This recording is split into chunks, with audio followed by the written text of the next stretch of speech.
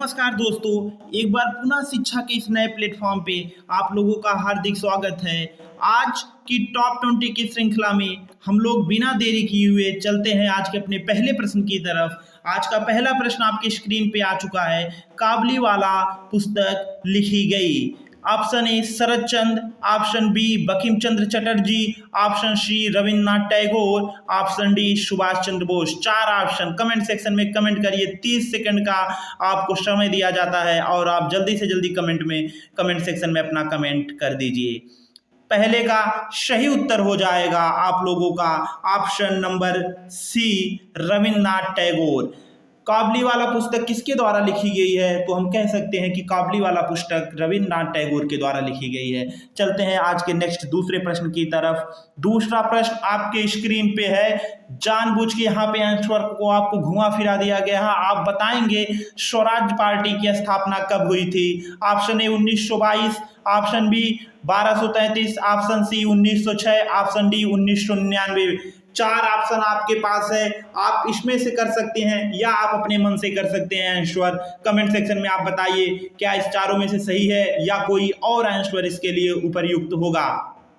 तो हम बताते चलते हैं कि जो बच्चे कर रहे हैं 1923 कमेंट सेक्शन में, वो बहुत ही सही दे रहे हैं जवाब। तो ये 1900 इसमें से कोई भी ऑप्शन मैच नहीं कर रहा है। या तो ऑप्शन आप अलग से एक डी बना देंगे, इनमें से कोई नहीं। आपका दूसरे का उत्तर हो जाएगा इनमें से कोई नहीं। या तो आप सीधे सीधे 1922 ना करके 1923 इसका क्या हो जाएगा दोस्तों, सही उत्तर हो जाएगा। तो आप लोग करेक्ट कर लीजिएगा। चलते हैं अब हम आज के तीसरे प्रश्न की तरफ। तीसरा प्रश्न है, विश्व प्रसिद्ध कोहिनूर हीरा किस खादान से प्राप्त हुआ था?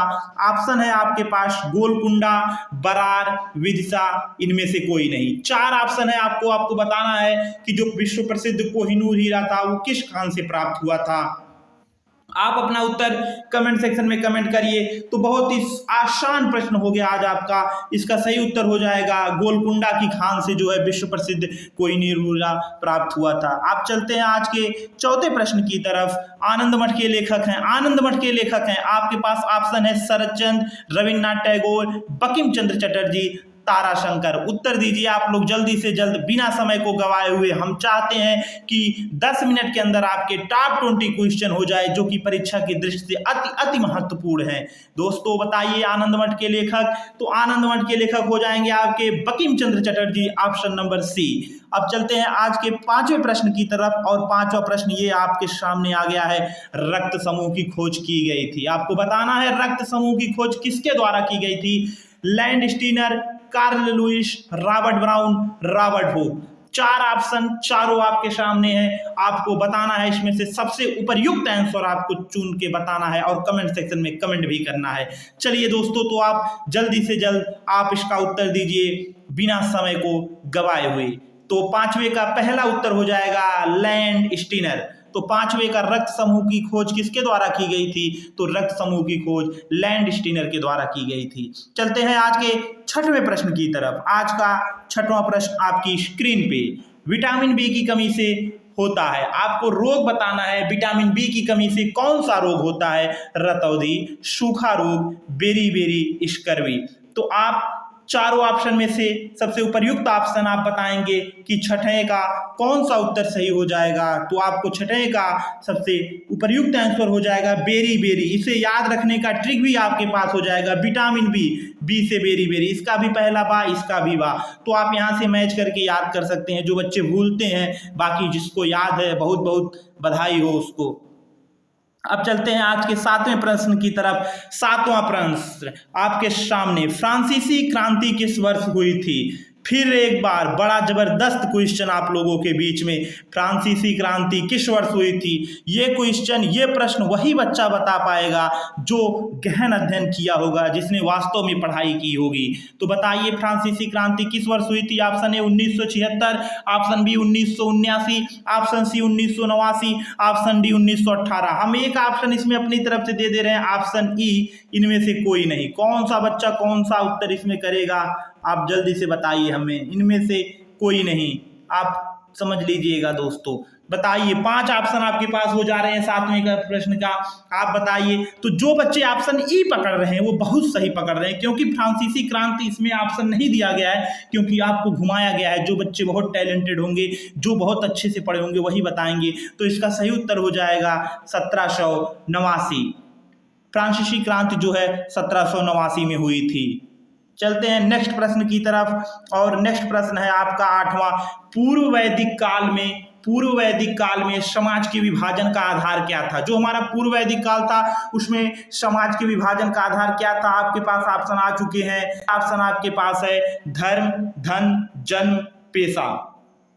आपके पास 4 ऑप्शन है। आप चारों ऑप्शन में से कोई भी बता सकते हैं। आप कमेंट सेक्शन में आप कमेंट करिए। 8वें का जो सही उत्तर हो जाएगा वो हो जाएगा आपका डी, पेशा। आपका सही उत्तर हो जाएगा डी, पेशा। पेशा के आधार पर ही क्या किया गया था? बंटवारा किया गया था। 9वां, खून के लाल कण कहाँ बनते हैं? बहुत ही सटीक सवाल, ये साइंस का सबसे लाजवाब माना जाने वाला क्वेश्चन। 9वां, खून के लाल कण कहाँ बनते हैं? आप बताइए। गुर्दा, छोटी आंत, बोन मैरो, यकृत, कहाँ पे इसका निर्माण होता है? तो 9वें का सबसे जो बच्चा बता रहा है कि खून के लाल कण बोन मैरो में बनते हैं, भाई वही सही है, वही सही है। 9वें का सी, बोन मैरो में ही क्या होता है?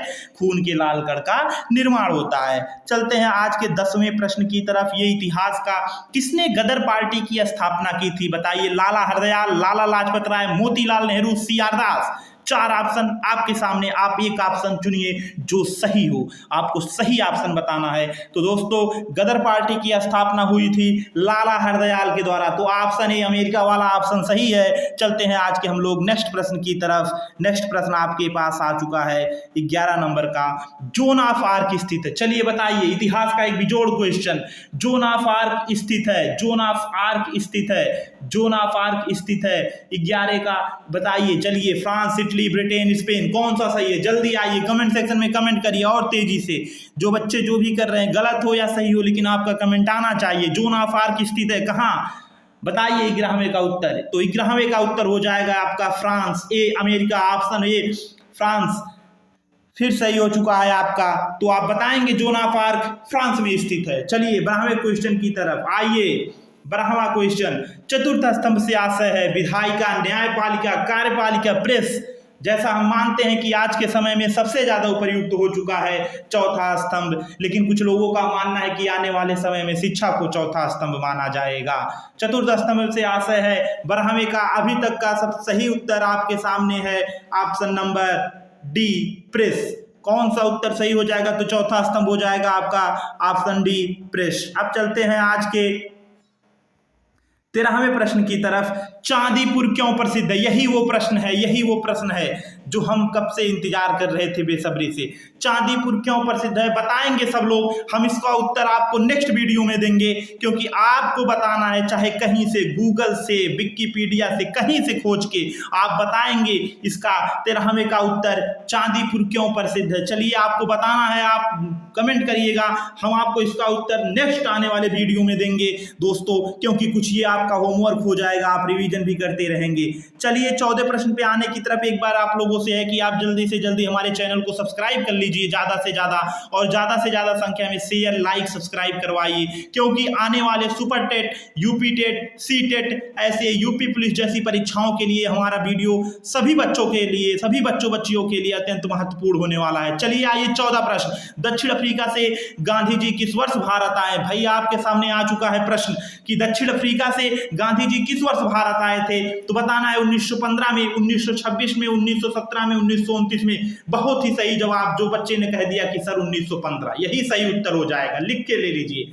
14वें का, दक्षिण अफ्रीका से किस वर्ष गांधी जी भारत आए? दोस्तों 1915 में जो है गांधी जी वापस आते हैं। अब चलिए आज के हम चलते हैं 15वें प्रश्न की तरफ। आ गया आपका देसी क्वेश्चन। 1 हेक्टेयर में होते हैं, आपको बताना 1 हेक्टेयर में कितने एकड़ होते हैं? 100 एकड़, 150 एकड़, 3.5 एकड़, 2.47 एकड़। दोस्तों बताना है बिना समय गवाए हुए। आपका गांव का क्वेश्चन, वो बच्चा किसान का बच्चा जो पक्का होगा वो बता ले जाएगा। भाई 1 हेक्टेयर में होते हैं, तो 1 हेक्टेयर में होते हैं, बताइए। चलिए 1 हेक्टेयर में होते हैं तो बता रहा है जो बच्चा कि सर 2.47 एकड़। तो याद कर कर लेना, नहीं तो गांव में जब कोई पूछेगा नहीं बता पाओगे तो जरूर बोलेगा भाई क्या पढ़ते हो। 1 हेक्टेयर में 2.47 एकड़ होते हैं। चलिए नेक्स्ट प्रश्न 16वां, बहुत ही अच्छा क्वेश्चन, बुक्स से संबंधित आ गया है, राइटर से संबंधित आ गया है। पॉलिटिक्स पुस्तक के लेखक कौन है? एरिस्टोटल, प्लेटो, एच.एस. ब्रूम, इनमें से कोई नहीं। 16वां आपके सामने बहुत ही जबरदस्त क्वेश्चन आ चुका है। आंसर दीजिए। 4 ऑप्शन आपके सामने है। पॉलिटिक्स पुस्तक के लेखक कौन है? तो इसके जबरदस्त लेखक हैं एरिस्टोटल। इसका सही उत्तर हो जाएगा एरिस्टोटल। बहुत सही। आइए चलिए 17वें प्रश्न की तरफ। 17वां प्रश्न आज का आपके सामने आ चुका है। लोकोमोटिव इंजन का आविष्कार किया था मोर्से ने, जॉर्ज स्टीफंस ने, एडिसन ने, इनमें से कोई नहीं। तो आप सब जानते हैं एडिसन ने, आप ऐसे भी उत्तर छाड़ सकते हैं। एडिसन ने, थॉमस अल्वा एडिसन ने बल्ब का आविष्कार किया था। तो इसका सही उत्तर हो जाएगा, सब लोग बड़े ही ध्यान से देखिए, जॉर्ज स्टीफंस। ठीक है, हमारी छोटी छोटी एक दिवसीय परीक्षाओं के लिए बहुत ही महत्वपूर्ण है ये प्रश्न, एकदम टॉप लेवल के हैं, टॉप 100% गारंटी है इसकी आने की। आप देखिए जॉर्ज स्टीफंस हो जाएगा 17वें का।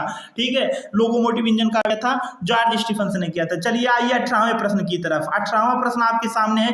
रक्त की प्रकृति होती है, जो हमारे शरीर में ब्लड खून बहता रहता है, कहते हैं चलता है, कभी कभी बच्चे जोश में कहते हैं कि खून उबाल मार रहा है, तो हमें बताना उस खून वही रक्त की प्रकृति होती है, कौन सी प्रकृति होती है? तो आप बताएंगे अम्लीय, क्षारीय, उदासीन, कोई नहीं। तो हम जैसा जानते हैं जो होता है अम्लीय, क्षारीय, उदासीन, कोई नहीं में सबसे सही उपयुक्त इसका उत्तर हो जाएगा ऑप्शन नंबर बी, क्षारीय। और हम लोग जानते हैं कि जो क्षार का पीएच मान होता है वो 7+ होता है, और 7 न्यूट्रल माना जाता है, और 7 से नीचे क्या हो जाता है? पीएच मान अम्लीय हो जाता है। दोस्तों अब चलते हैं नेक्स्ट प्रश्न की तरफ।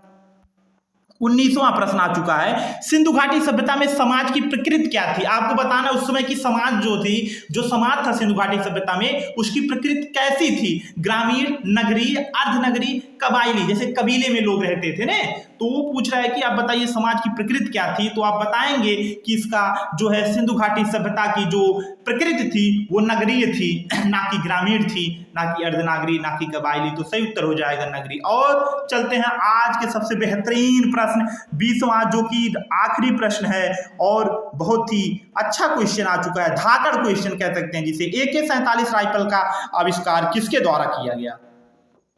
4 ऑप्शन है, माउजर के द्वारा, कोल्ट के द्वारा, मिखाइल क्लाशनिकोव के द्वारा और स्टीफंस के द्वारा। 4 ऑप्शन, चारों में से आपको बताना है कि AK-47 जो राइफल है उसका आविष्कार किसने किया था।